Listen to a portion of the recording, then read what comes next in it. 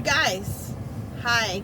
I know it's been a while, but I'm back, and I guess I just wanted to provide a really quick update.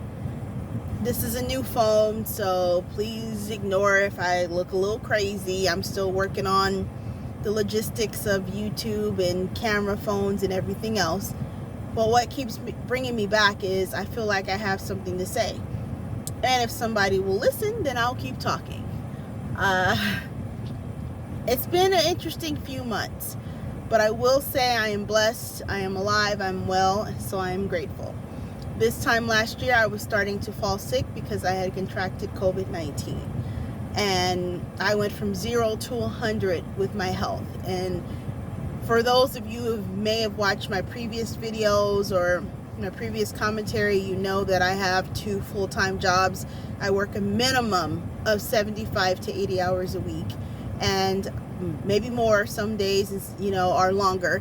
But it's been and has taken such a toll on me, and physically I'm at the end of my rope. So I just was going to provide a quick update, maybe do some quick videos over the weekend, but mainly come to you guys with the idea that the content I'm going to create is going to be all over the place, because that's really what my life is. It's all over the place. And if it comes together, it molds a little bit better than it is now in the future, then maybe my videos will be more consistent. But for the time being, this is my life. It is all over the place. It is unknowing. It is something different every day. It is exhausting on a lot of days, and on a lot of days it's what a lot of people probably wouldn't be able to handle because it's just so much going on. I go from one job where I'm the only person on my shift and I am constantly needed and constantly asked to do something and do 3 or 4 jobs because we're so short-staffed. And then I have another job where I'm still constantly needed and I'm there to cater to other people's needs, and I have to sometimes pretend like I care enough to just keep giving and giving and giving. And so when I have downtime, I don't have much left to give. And the realization of that I don't even have enough left to give to me and to my only son, says it's a problem. In other news, I am going to retire from one of my jobs here in 90 days. So that's, I guess, good news. I have told the boyfriend that I would agree to that if we're married. And that's the other news. I didn't want to say it on camera. I wanted to be sure, but we are getting married this fall. It's an exciting time, but it's a stressful time because I have no idea how I'm going to have time to plan a wedding, to think about merging households, to think about that me and him have different philosophies on life, and I don't know. It's a lot, and my plate is so full, and so I feel like the timing may not be right for me to start a YouTube channel, but I feel like I need to because I feel like I have something to say. Now, what exactly that is, jury's still out. But like I said, we'll take this as a launching point. I would like to look back on these videos in 2 years and just be like, that girl really was a mess. But look what God did. Look what God did. He turned her around. He made her a wife. He made her a YouTuber. He made her organized with her finances. He made her healthy. And I would be really excited to see that transformation.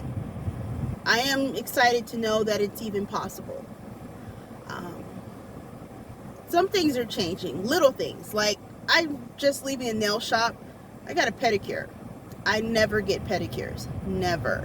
And I never get them because I feel like they're a waste of money. And my feet are a mess. They're horrible. And I'm supposed to see my man tonight, honey, and he be always wanting to touch my feet. And I'm just like super self-conscious because it's like, I know these feet have been abused.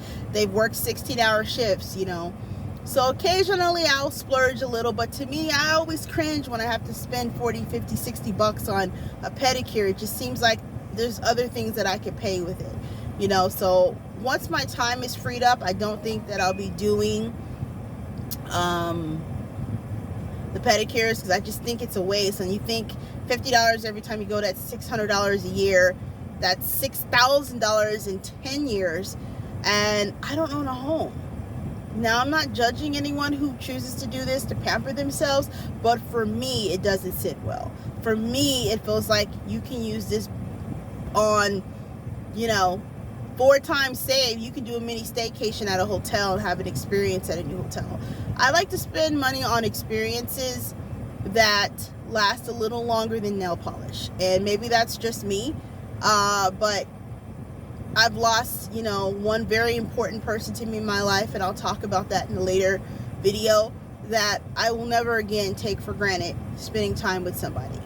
And that was the recent discussion with my boyfriend, and almost the fallout of this last week or so, that I think he realized I was serious. I was serious when I say, you know, our time together is so valuable to me. And with my plate being as full as it is, and having a whole child that I'm raising on my own with no financial help or support, I still make time for you. So when I make time for you, you need to be present, and everything else should be second to that. And I always give you my undivided attention, so I expect the same. And it is hard for him to understand. I really do think it is. And I really do think he tries. But I get frustrated thinking, how come he doesn't know already? So we have these growing pains, but nonetheless, I love him, and I'm going to marry him. I'm going to be someone's wife in 90 days. Jesus, take the wheel.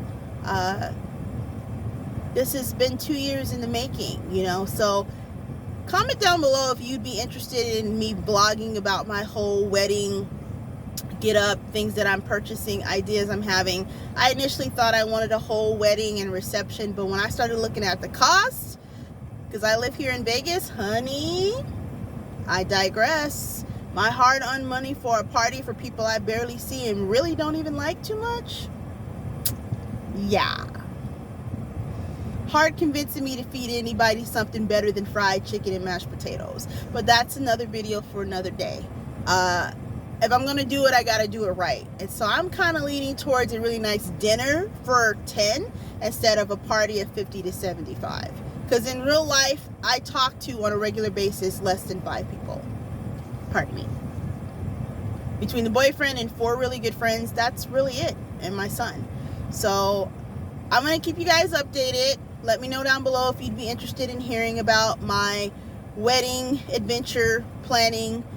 I have a whole group of 3 women that are just so creative and so giving of their time that I'm going to take full advantage of it, because I'm still working full-time 2 jobs and trying to plan a wedding and trying to work out so that I can wear a white dress on my wedding day, because I refuse to get into a dress in this body.